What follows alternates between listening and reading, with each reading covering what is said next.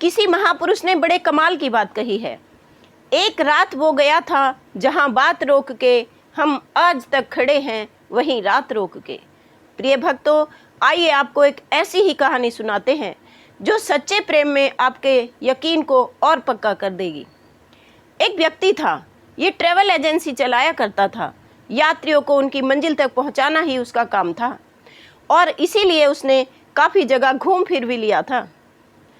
एक दिन उसके पास एक ऐसे यात्रियों की बुकिंग आई जिन्होंने 4 धाम यात्रा पर जाना था। युवक बहुत खुश हुआ और उसने घर जाकर अपनी पत्नी से कहा कि इस बार 4 धाम यात्रा पर जाने के लिए एक ग्रुप आया है। 4 धाम यात्रा पर मुझे ही उनको ले जाना है। चलो इस बार तुम्हें भी घुमा कर लाता हूँ, तुम भी चलो। हम दोनों जोड़े से भगवान के दर्शन करेंगे और आशीर्वाद लेकर आएंगे। इसके बाद ये अपनी पत्नी को अन्य तीर्थ यात्रियों के साथ लेकर 4 धाम यात्रा पर निकल गया। साल था 2013, 16 जून का दिन था।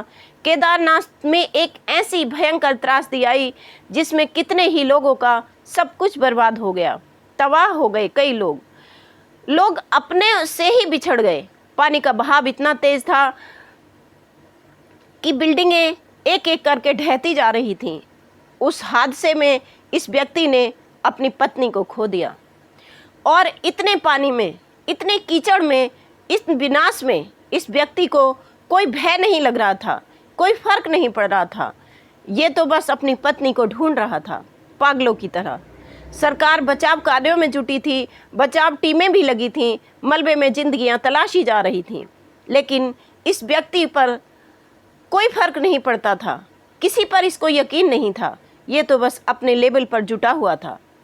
इसके पास इसकी पत्नी का एक फ़ोटो था जिसे ये लोगों को दिखा रहा था और पूछ रहा था, क्या आपने इस महिला को देखा है?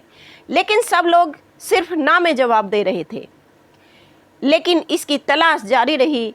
इधर इसके घर वालों का, रिश्तेदारों का बार बार फ़ोन कॉल आने लगा कि वापस घर आ जाओ, अब वह नहीं मिलेगी। लेकिन वह ना वापस गया, ना उसने तलाश करना बंद किया। इसने वहाँ रहते रहते ही अपनी प्रॉपर्टी भी बेचनी शुरू कर दी और रकम अपने माँ बाप, भाइयों को दिलवा दी कि वे बच्चों का ख्याल रखें, उन्हें परेशानी ना हो। लोगों की वहाँ की यानी केदारनाथ धाम की स्थिति धीरे धीरे सामान्य होने लगी, लेकिन इसका अपनी पत्नी को ढूंढना अनवरत वैसा ही रहा। वहाँ सरकार ने जो मृतकों की एक लिस्ट जारी की, उसमें इस युवती की पत्नी का नाम भी था, लेकिन इस युवक ने इस लिस्ट को सच नहीं माना। उसकी पत्नी अब जीवित नहीं है, उसे इस बात पर यकीन नहीं था और इसने वहाँ पर मृतकों को मिलने वाली मुआवजे की राशि को भी लेने से इनकार कर दिया। उसने कह दिया, जब मेरी पत्नी मरी ही नहीं है, वह जीवित है, तो मैं मुआवजा क्यों लूँ। समय बीतता रहा, लेकिन इसकी तलाश जारी रही। तभी एक दिन 2015 का साल आ गया था। 17 जनवरी की वह तारीख थी। इसके पास एक खबर आई, एक फ़ोन कॉल आया उत्तराखंड के गोंगली गांव से कि यहाँ पर एक महिला को देखा गया है जो आपकी पत्नी से बिल्कुल मेल खाती है, लेकिन उनका मानसिक स्तर बहुत कमज़ोर हो गया है। वो वहाँ पर इधर उधर घूम रही है और जब इस युवक को ये बात पता चली तो यह दौड़ पड़ा उस गांव की ओर और जब वहाँ जाकर देखा तो वह महिला वास्तव में इसी युवक की पत्नी थी।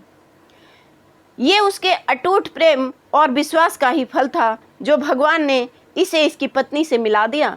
हालांकि उस त्रासदी से इस महिला की हालत, दिमागी हालत थोड़ी डिस्टर्ब हो गई थी, लेकिन वह युवक अपनी पत्नी को पाकर उससे मिलकर बड़ा प्रसन्न हुआ और उसने भगवान भोलेनाथ को बार बार धन्यवाद दिया।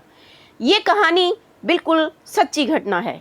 प्रिय भक्तों, ये कहानी एक सच्ची और अच्छी कहानी है जो रिश्तों में प्रेम, अटूट विश्वास का एक जीता जागता उदाहरण है। प्रिय भक्तों, दुआ कीजिए कि पंजाब में, जम्मू में, उत्तराखंड में जो आपदा, जो बाढ़, जो भूस्खलन हो रहा है, जिसकी इतनी भयावह तस्वीर हम लोग देख रहे हैं, हे ईश्वर, अब ये सब ना हो। हे प्रभु, किसी का भी अपने परिजनों से बिछुड़न ना हो। हे भगवान, इन आपदाओं को अब शांत करो। हे प्रभु, इन आपदाओं में कितने मनुष्य, कितने पशु पक्षी, गाय भैंस, सबका जीवन लगभग समाप्त सा हो गया है कि देखा भी नहीं जाता। प्रिय भक्तों, इसी मानसिक प्रार्थना को हम सब ने करना है। ईश्वर अवश्य सुनेंगे।